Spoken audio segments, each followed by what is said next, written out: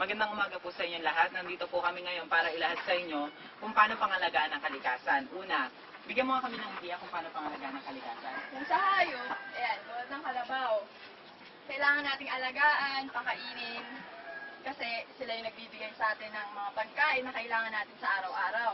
Nandiyan yung Nililis nilang carbon dioxide na binibigay din sa mga halaman na kailangan ng halaman ng carbon dioxide at siya naman binibigay sa atin ng halaman ang oxygen na kailangan nating mabuhay. At ngayon naman, papanoorin natin ang halimbawa ng pag-aalaga ng hayop. Kung anong mabuting maidudulot nito sa atin sa pang-araw-araw nating buhay. Kung may binigay tayo sa kanila maganda, ay tiyak na may bibigay sila sa ating maganda. Mga interesado yan. Halika, panoodin na natin.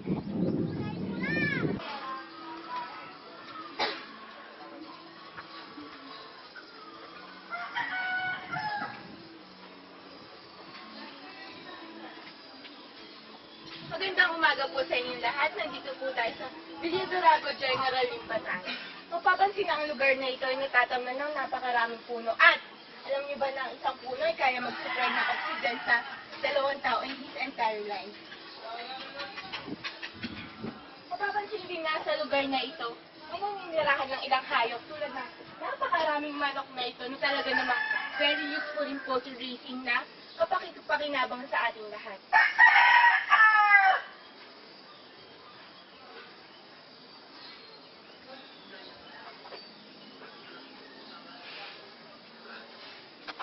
Guys, may nakakaalala ka mo. Ano yun? Di ba yung topic natin tungkol sa kalikasan? Oo. Kasi pag sinasabi ng salitang kalikasan, pumapasok sa isip ko puno eh. Pareho nga. tayo. Tsaka pag pinagsama-sama mo naman yung puno, pumapasok sa isip ko, makakabuo ko ng isang kagubatan. Oo, dahil hindi naman mabubuo yung kagubatan kung walang puno eh.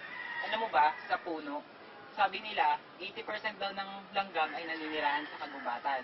At alam mo ba, sa kagubatan, masaklap ang nagaganap sa mga hayop dahil nagkakaroon sila dahil pinapatay nila ang kanilang kapwa hayop tulad na lamang ng unggoy para lang may makain, di ba? Tama. Ganun, nakakaawa naman pala sila. Buti hindi sila nasasama sa endangered species. Yun na nga ang pinapangabahan ng mga eksperto eh. Dahil alam naman natin na kapag isang hayop lang ang nawala sa ecosystem, ay masisira ang kanilang food chain o ang kanilang food web. Siyempre, ang huli maapektuhan nito at unang maapektuhan nito ay tayo mga tao. Dahil tayo mga tao rin naman ang nakikinabang sa mga produkto ng hayop at halaman eh. Dahil tayo ang highest form of animal. Tama. Tsaka importante talaga yung mga puno na yan. Kaya yung mga illegal loggers, dapat pinagbabawal yun. Oo nga. Siya nga pala, naaalala ko di ba? May ginawa si Sherilyn na sandok na rin para sa pangalaga sa puno. Oo nga no. Panoodin natin. At ngayon naman po, ipapakita natin ang pangalaga sa kagubatan. Ang unang problema sa kagubatan ay ang pagputol ng puno. Gaya itong puno na ito, dapat itong palitan ng 10 puno, or 1:10. Tinatawag itong reforestation. Inalingid sa ating kaalaman na masama ang epekto ang dulot ng pagputol ng puno. Ito'y maaaring kumitil ng buhay. Ang puno ay tumutulong sa sumisip sa mga tubig tuwing umuulan na nakakaiwas upang magbaha at sa pagguho ng lupa. Antayin pa ba nating magalit si inang kalikasan?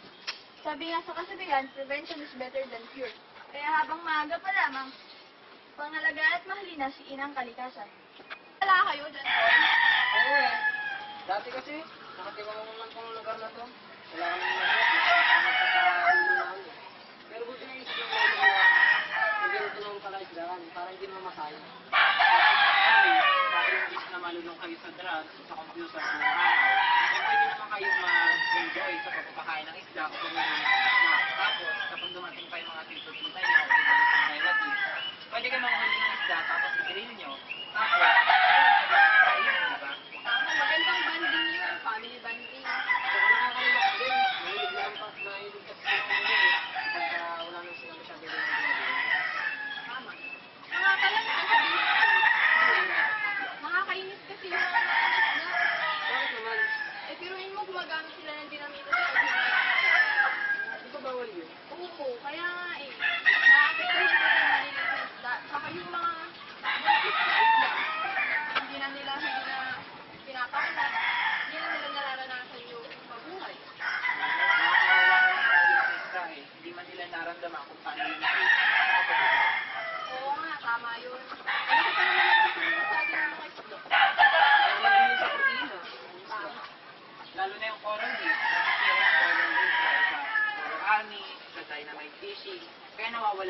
yung mga isda. Tapos, nakakain sila ng mas malaki pang isda. Oo nga. Tapos, dapat iwasan din ng mga tao yung pagkagatan kasi naubusan ng oxygen yung mga isda eh. Oo. Sabi nga, di ba, kapag nagtatapon daw tayo ng plastic sa karagatan, nakakalala ng mga isda ng dehydration. Kaya nakakain nila, tapos napupoison sila. Nga pala, di ba may documentary dyan si na JR sa si Julian? Oo nga pala, no? Sige. Tara, panoorin natin.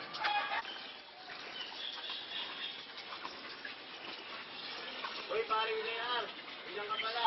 Ang ginagawa mo dyan, pwede ba tulungan mo ako ito? O sige, parang dyan. Tayo mo ako.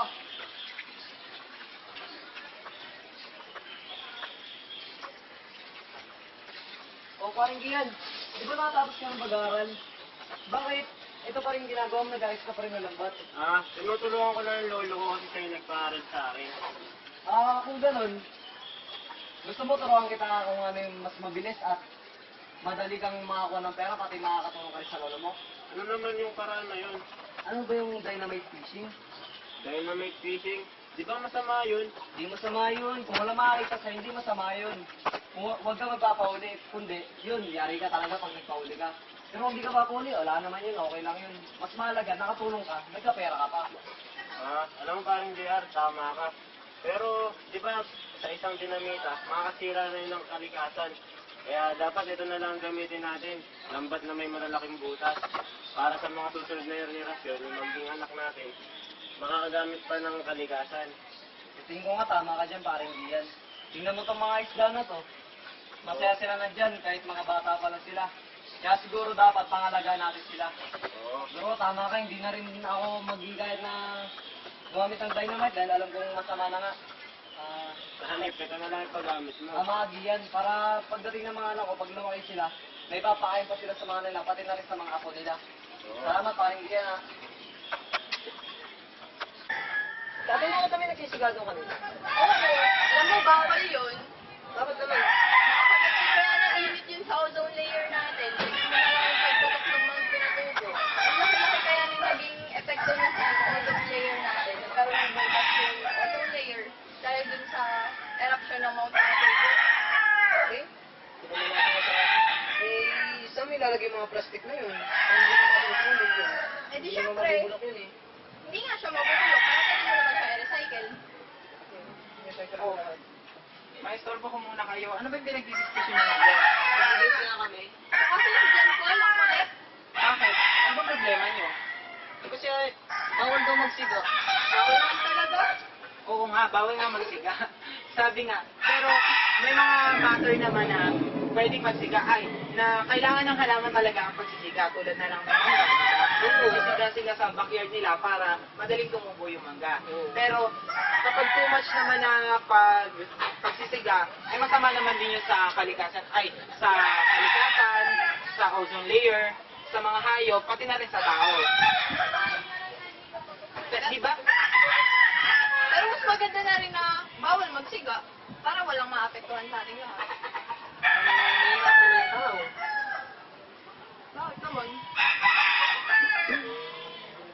Pag na-recycle mo na lahat yun, ay bali na nga ito.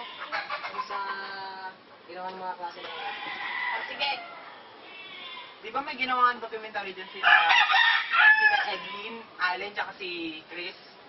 Tara, panoorin na lang natin para mas maliwanagan tayo. Yan, sige. kumukulog na oh. Pwede saan ba tayo pupunta? Diyan na lang, maglakad-lakadan tayo. Sige. Uy, si Brad oh. Oo nga no, Brad! Ano ginagawa mo dyan? Dito, magsisiga. Ano, magsisiga? Di mo ba alam na masama yan? Bakit naman? Ang usok na nagmumula sa siga ay nakaka-apekto sa ating ozone layer. Oo nga, tama si Allen. Yung mga paraan naman para mawala yung kalat na yan eh. So, paano paraan? Tulad ng paghuhukay, tapos doon mo itatapon. Hayaan mo mabulok na natural. Oo, composite tinatawag dun eh. Sige, ito magpahala ako para magukay tayo. Para patulungan ka namin. Saan ba dito? Diyan lang. O, dyan na.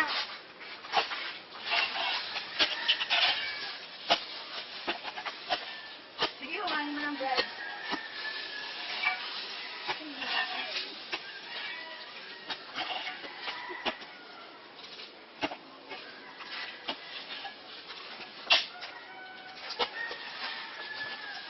Pwede rin gawin pataba ito pag nabaon na.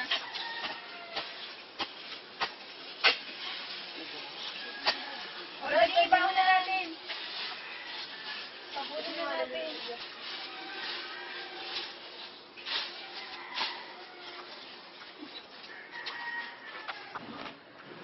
O, ayan. Natapos na natin yung report natin. Ano kaya yung mga natutunan nyo? Ako, siyempre dapat pangalagaan natin ang ating kalikasan dahil yan ang kauna-unahang nagbibigay sa atin ng pangangailangan natin, gaya ng mga raw materials, paggawa ng mga products ng mga products, furnitures na ginagamit natin sa araw-araw, mga pagkain, saka mga hayop na nagpapangalaga din sa kalikasan. Ikaw, John Paul. Sa akin naman, ang natutunan ko, dapat mahalin natin ang ating kalikasan. Kapag gumanti siya, talagang nakakapagtuan talaga tayo. Tulad na naman sa online na yan. Ikaw naman, Gabi. Ako, siyempre, tulad yan ang sinabi ni Sherry, prevention is better than cure. So, kailangan natin ang kalikasan kasi tayo rin naman yung babalikan ng mga ginawa nating mali. Kayo, O kayo. Ikaw, Chara, ano naman yung pwede mong ibahagi na natutunan mo sa document mo sa mga puno? ayun, tulad dun sinabi ko kanina, napakaraming puno dito. Talaga palang madaming gamit ang puno tulad ng pagbibigay ng lilim at nagbibigay rin ng hangin. Yun ang mga gamit ng puno at maaari rin gawin yung mga produkto tulad ng papel. Ikaw naman, Chef, di ba puno ka din? Eh, tuwing ngayon, umulan ngayon, hindi naman tayo natatatanin ng ganun, hindi kagaya dun sa may so, nagbibigay siya ng shade sa agad, saka hindi yung tubig. Oo nga, tama. Kayo naman, Allen. Ayun naman. Allen, kapag smoke, ano naman yung masishare mo sa iba? Dapat pangalagaan natin ang ating kalikasan, lalo na yung ocean floor, kasi sa Pilipinas, ito yung may pinakamalaking floor. Kaya dapat pangalagaan natin. Okay yan. Sana sa aming pag-document, eh may natutunan kayo.